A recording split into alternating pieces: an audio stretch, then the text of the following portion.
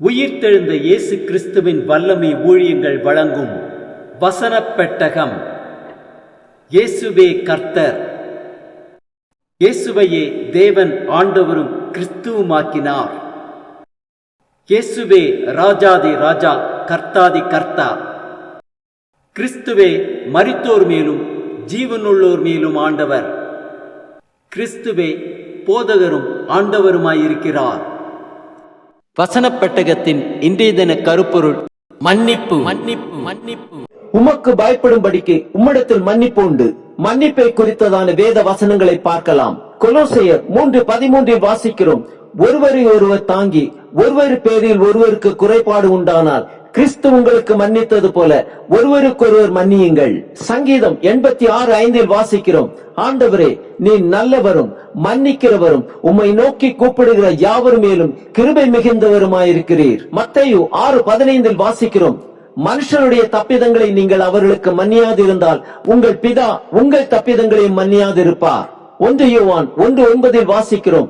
நம்முடைய பாவங்களை நாம் அறிக்கையிட்டால் பாவங்களை நமக்கு மன்னித்து எல்லா அநியாயத்தையும் நீக்கி நம்மை சுத்திகரிப்பதற்கு அவர் உண்மையும் நீதியும் உள்ளவராயிருக்கிறார். மத்தேயு 12:31 வாசிக்கிறோம். எந்த பாவமும் எந்த தூஷணமும் மனுஷருக்கு மன்னிக்கப்படும், ஆவியானவருக்கு விரோதமான தூஷணமோ மனுஷருக்கு மன்னிக்கப்படுவதில்லை. லூக்கா 23:34 வாசிக்கிறோம். அப்பொழுது இயேசு, பிதாவே, இவர்களுக்கு மன்னியும், தாங்கள் செய்கிறது இன்னதென்று அறியாதிருக்கிறார்களே என்றார். கொலோசையர் 1:14 வாசிக்கிறோம்.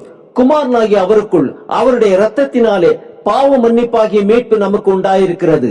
லூக்கா 7:47-48 வாசிக்கிறோம்.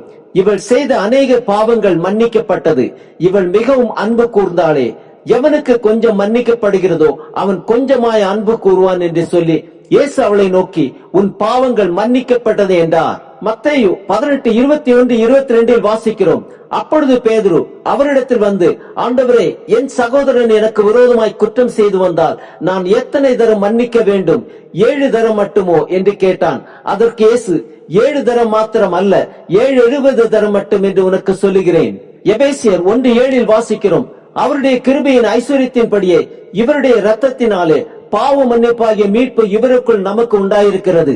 தானியேல் 9:10 வாசிக்கிறோம். ஆனாலும் எங்கள் தேவனாகிய ஆண்டவரிடத்தில் இரக்கங்களும் மன்னிப்புகளும் உண்டு. மத்தேயு 26:28 வாசிக்கிறோம். இது பாவ மன்னிப்புண்டாகும்படி அநேகருக்காக சிந்தப்படுகிற புது உடன்படிக்கைக்குரிய என்னுடைய இரத்தமாயிருக்கிறது. அப்போஸ்தலர் 2:38 வாசிக்கிறோம். பேதுரு அவர்களை நோக்கி, நீங்கள் மனம் திரும்பி ஒவ்வொருவரும் பாவ மன்னிப்புக்கென்று இயேசு கிறிஸ்துவின் நாமத்தினாலே ஞானஸ்நானம் பெற்றுக் கொள்ளுங்கள், அப்பொழுது பரிசுத்த ஆவியின் வரத்தை பெறுவீர்கள். 1 யோவான் 2:12 வாசிக்கிறோம். பிள்ளைகளே, அவருடைய நாமத்தின் நிமித்தம் உங்கள் பாவங்கள் மன்னிக்கப்பட்டிருக்கிறதுனால் உங்களுக்கு எழுதுகிறேன். மார்க் 11:25 வாசிக்கிறோம். நீங்கள் நின்று ஜெபம் பண்ணும் பொழுது ஒருவன் பேரில் உங்களுக்கு யாதொரு குறை உண்டாயிருக்குமானால் பரலோகத்தில் இருக்கிற உங்கள் பிதா உங்கள் தப்பிதங்களை உங்களுக்கு மன்னிக்கும்படி அந்த குறையை அவனுக்கு மன்னியுங்கள். அப்போஸ்தலர் 10:43 வாசிக்கிறோம்.